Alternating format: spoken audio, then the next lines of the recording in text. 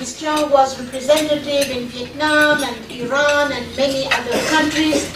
He was also he represented the High Commissioner for Human Rights in Colombia and served as representative of UNICEF, as I said, in many countries.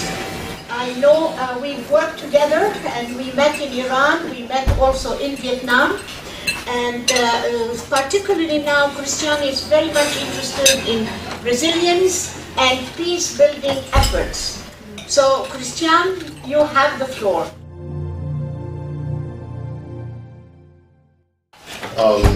And I think I would say a few words about how important it is to shield, protect, and strengthen the resilience of children, particularly young children, during conflict.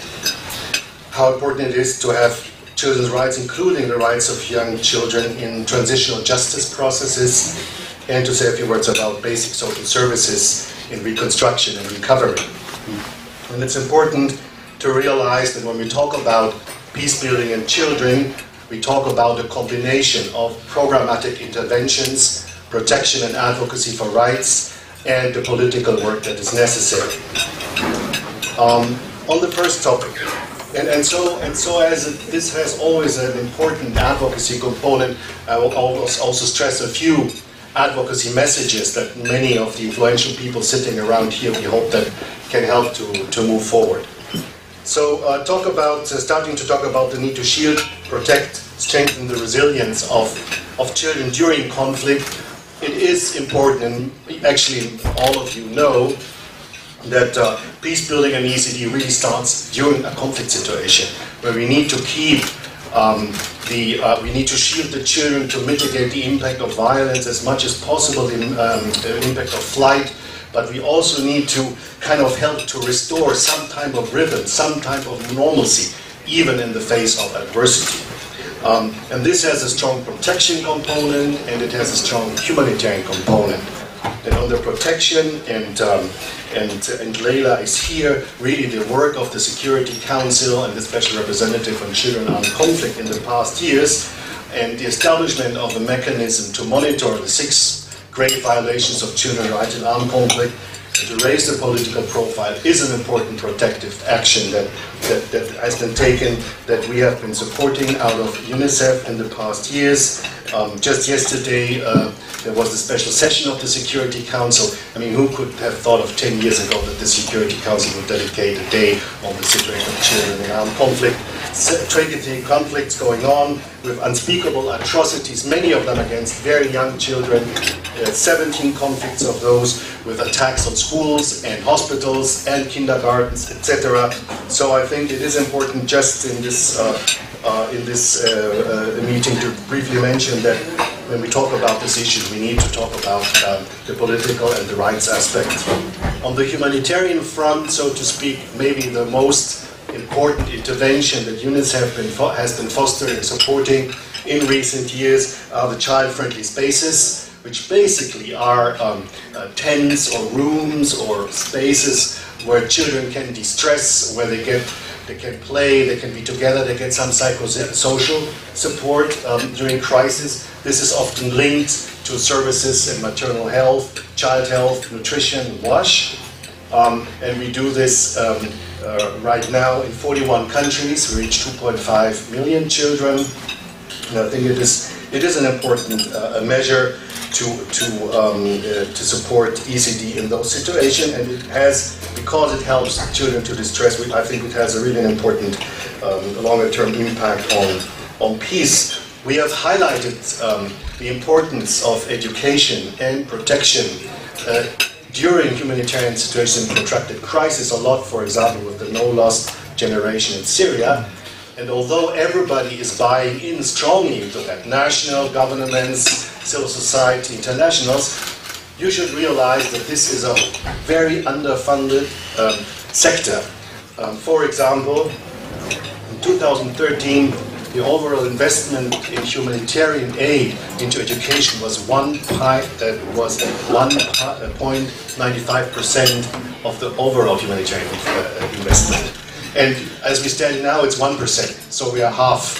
Maybe that has to do not because overall funds were going down, but because you have so many crises now that the life-saving activities just get more and more funding. But still, it is just the situation. So in terms of advocacy, just to maybe you don't know, but I think it's really important to also increase the investment in educational measures, in child protection measures during crisis. When we talk about peace building, when we look at humanitarian work, and when we look at ECD through the peace building lens, then these sectors need to be better funded. Second, child rights and transitional justice. I think it is really important to recognize how much the Convention on the Rights of the Child, the different Security Council resolutions, optional protocols have strengthened the child as a subject of rights, and that means also it must be strengthened in peace processes and in transitional justice. It is important not just because of the sake of the rights themselves, but also because children in peace-building processes usually are still, how shall I say, are a topic, so to speak, of consensus in highly polarized societies. I would just like to mention that we have seen some important progress in truth-telling, justice and reparation for children, including for very small children. Many of you may know that until 1999, hardly any Truth Commission report spoke about children. That has changed quite a lot since Guatemala, since South Africa, since Sierra Leone. And today, really, we can say that it is recognized due to Security Council, due to the work of the special representatives of the Secretary General, UNICEF, others, the Garza Machel, that children, there is an impact of conflict on children's rights, the violations they've suffered, killing, maiming, etc., but also the social rights that are impacted, health, education. This is really common good today. And for truth-telling, it means then that because children have no voice themselves, and particularly small ones now, it depends a lot on the organizations to push for children's rights being included, for example, in Truth Commission reports, that databases are set up, that confidentiality rules and interview techniques are brought into these processes. That's one. When we talk about transitional justice, we have to talk about justice and impunity. This is the area where very little progress we have seen, even though we have situations of genocide, of abductions of children, many of the conflicts, and still, if you look at how many perpetrators have been called for responsibility, hardly any. Even though one would say, even from a moral, every life is valid, but even from a moral point of view, we would expect that particularly crimes against the youngest children, should be really prosecuted much stronger. And that's not happening. On reparations, UNICEF has just recently, upon request of the International Criminal Court, issued an amicus curiae on reparations for children, including for small children, with a very strong emphasis on collective reparations. And that in practice means community-based basic social services and protection services. And that then means that we see the ECD part of reparations as really crucial. Individual reparations are important too, for example, in land restitution, even for children and for their future. But in many countries it is not feasible to do individual reparations for children at a larger scale, so really the community-based ones are important. I think the key advocacy issue, or key lessons learned for us is, for all of this to happen, it is important that children's rights are placed prominently in peace negotiations and peace accords. Because for all this to happen, you need this political backing and disagreements of the warring parties. So that's the second thing. I come to an end now with the third issue I wanted to raise. The importance to invest into basic social services during recovery and reconstruction of war-torn societies. One may think that this is, a given because stabilization and long-term peace, goes through good health, education, etc.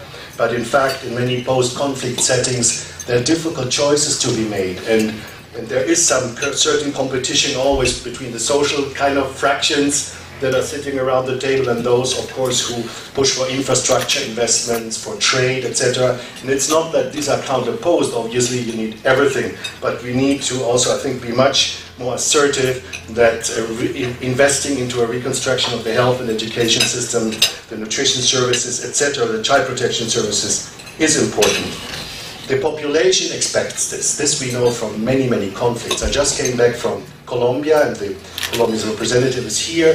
UNICEF has just done now in the peace process in Colombia a survey. What do people expect? What is peace for people? And there's a very simple formula. Yes, peace is equal to security, health, and nutrition. So that's what people want to see, and that's where I think, again, this ECD aspect comes in. So if the Peace Consortium and others can help really to place these investments into social services as peace-building measures much higher into the, into the international arena, into where the money decisions are made, where the political decisions are made, that would be really important.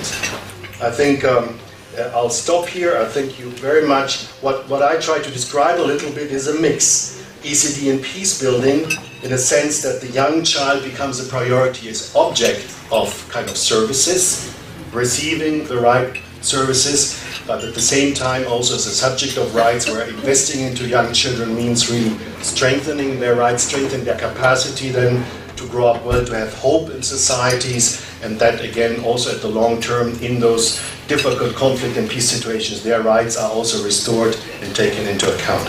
Thank you.